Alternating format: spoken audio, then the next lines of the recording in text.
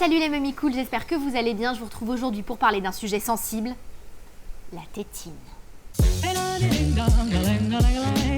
C'est vrai que quand on a un bébé, qu'on allaite ou pas, à la naissance, se pose nécessairement à un moment la question de la tétine ou de pas la tétine. D'une part, parce que c'est un peu dans l'imaginaire collectif qu'un bébé ait une tétine. Enfin, je veux dire, voilà, quand on fait des dessins de bébés, quand on regarde les bébés dans les films, ils sont tous comme ça, avec une tétine dans la bouche. Donc forcément, je pense qu'on se pose la question naturellement.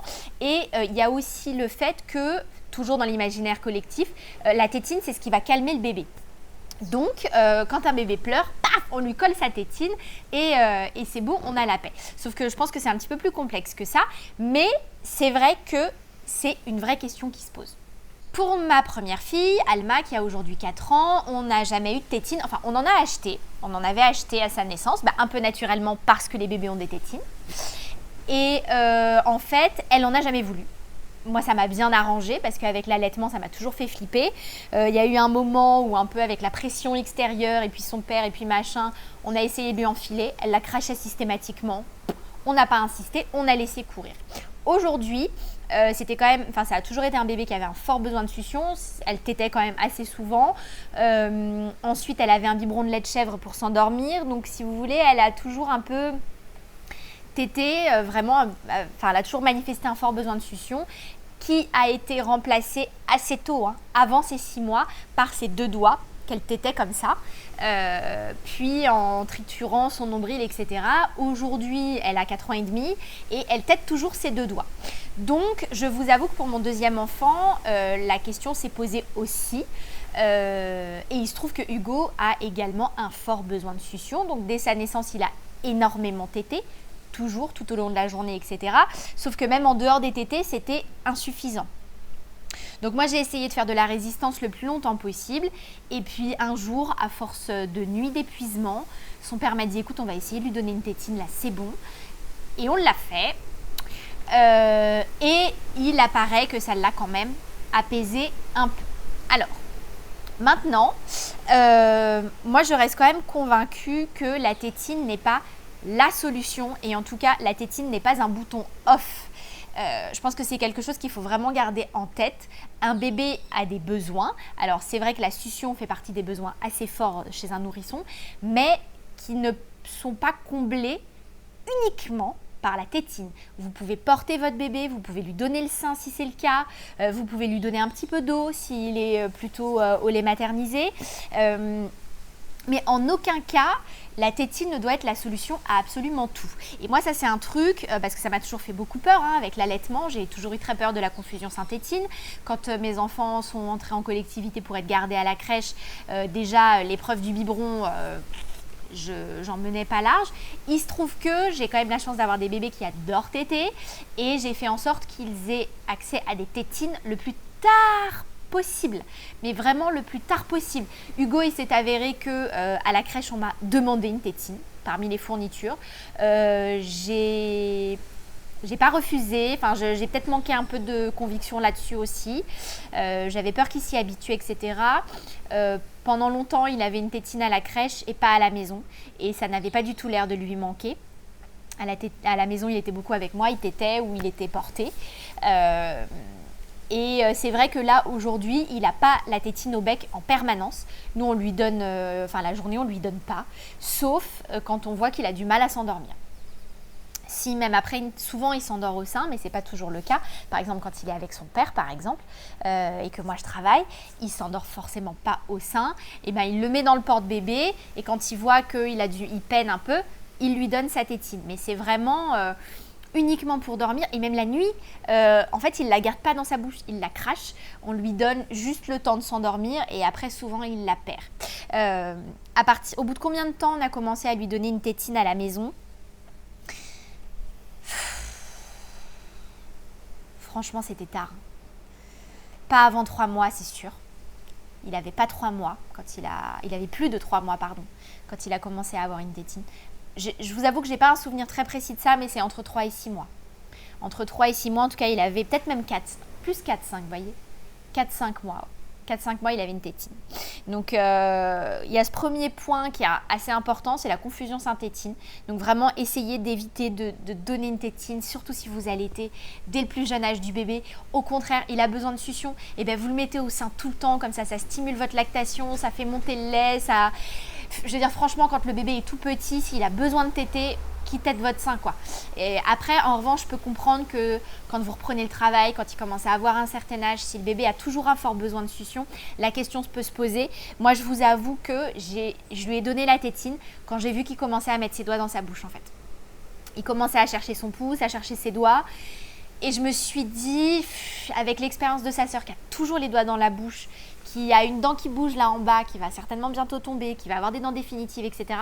Je ne savais pas du tout comment gérer ce truc-là. Et je me suis dit, tant pis. De toute façon, visiblement, il va se mettre un truc dans la bouche.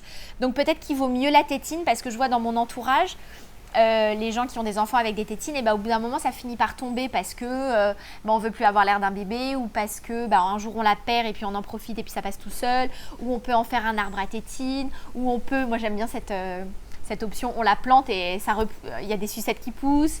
Enfin voilà, il y a plein de solutions qui sont peut-être plus faciles parce que c'est un objet. Vous voyez, c'est comme un doudou, ça se perd, ça disparaît. Alors que les doigts, on les a tout le temps avec soi. Alors c'est sûr que ça permet d'éviter des crises, si on a oublié la tétine, si la tétine est tombée par terre, si on l'a oubliée, si tout ça. Mais franchement, avec le recul, je sais pas trop quelle solution est la moins pire. Et du coup, dans la série du moins pire, parce que Alma, très clairement, alors avec ses doigts dans sa bouche, c'est sûr qu'elle ne se déforme pas le palais. On en a parlé avec un dentiste, je l'ai amenée chez le dentiste, qui m'a dit non, c'est bon, elle ne s'est pas déformé le palais, elle n'a pas encore trop attaqué la position de ses dents, mais il faut idéalement qu'elle arrête avant ses dents définitives.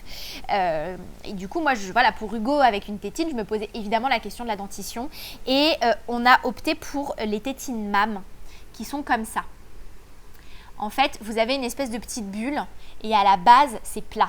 Parce que la plupart des autres tétines, vous savez, c'est un peu large et puis ça fait une espèce de petit goulot en fait, qui se plaque au palais ou à la langue, je ne sais plus, à la langue probablement.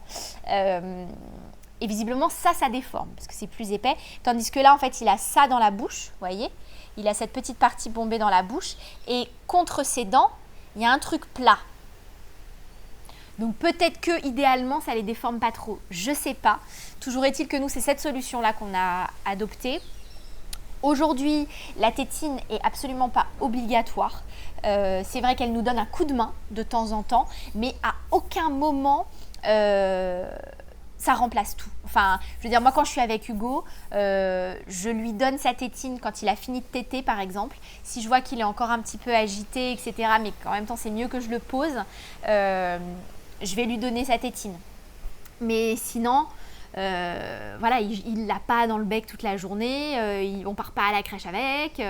Enfin, à vrai dire, il la réclame pas en fait. C'est pas quelque chose qu'il réclame. On va lui donner, voilà, vraiment uniquement pour l'apaiser. C'est le seul usage de la tétine qu'on fait. Donc, si vous vous posez la question, moi, franchement, à choisir, je pense que l'idéal, c'est de ne pas donner de tétine. Maintenant, si vous vous rendez compte que ça peut vous aider, que ça peut vous donner un coup de main, que ça peut remplacer des doigts, parce que, je sais pas, vraiment là-dessus, je me pose la question. Les dentistes disent que de toute façon, tétine ou doigt, c'est pas bien. Moi, je suis plutôt dans la logique de qu'est-ce qui est le moins pire. Et à l'heure actuelle, j'ai l'impression que c'est plutôt la tétine. Est-ce que j'ai raison ou pas ? Je n'en sais rien. Toujours est-il que c'est la solution qu'on a mise en place pour l'instant. Mais, dans la mesure où vous allaitez, où vous donnez le sein, franchement, ne donnez pas la tétine trop tôt. C'est vraiment le conseil que je peux vous donner. Ne donnez pas la tétine trop tôt parce que ça peut être violent. Je veux dire, quand un bébé est tout petit, il va se rassurer à votre sein. Et voilà, et le congé maternité est clairement fait pour ça. Hein. Moi, mes 3 mois de congé mat à chaque fois, même plutôt 4, à chaque fois j'essayais de tirer un peu, mais j'avais mes enfants au sein en permanence. Et c'est ça qui les rassure, et c'est ça qui les nourrit, et c'est ça qui leur donne à boire, et c'est de ça qu'ils ont besoin. À partir de 3 mois, je pense qu'on peut commencer à se poser la question, dans le cas d'un allaitement, hein, évidemment. Mais voilà. Après, pour les enfants qui sont au biberon, je pense que c'est un petit peu différent. Il n'y a pas besoin, il n'y a pas de risque de confusion sein-tétine. Entre la tétine du biberon et la tétine à sucer, voilà, la question se pose quasiment pas. Voilà, c'est ce que j'avais à vous dire sur cette question de la tétine, parce que je sais que c'est problématique et que ça interroge les parents, et que surtout quand on est dans une situation d'allaitement, ça peut faire peur, ça peut être problématique. Moi, j'ai eu la chance que mes enfants ne confondent pas, même si je vous invite d'ailleurs à aller consulter la chaîne À Pas de Moi. Je vais vous mettre le lien de cette vidéo, qui a fait justement une vidéo spéciale sur la confusion sein-tétine, et elle explique bien que la confusion peut venir aussi tardivement. Donc il faut toujours rester vigilant, mais vraiment le pire, le plus hot, le plus chaud, c'est le nourrisson, quoi. Tant que le bébé est nourrisson, si vous pouvez l'éviter, pas de tétine les friends. Voilà, c'est ce que je pouvais vous dire dans cette vidéo. Après, on échange en commentaire, on en parle, on en discute, chacun peut partager son expérience, mais voilà, moi, ce que j'aurais à vous dire sur cette question-là. Si cette vidéo vous a plu, n'hésitez pas à la liker, à mettre un petit pouce en l'air, à vous abonner, à activer la petite cloche pour ne rien manquer.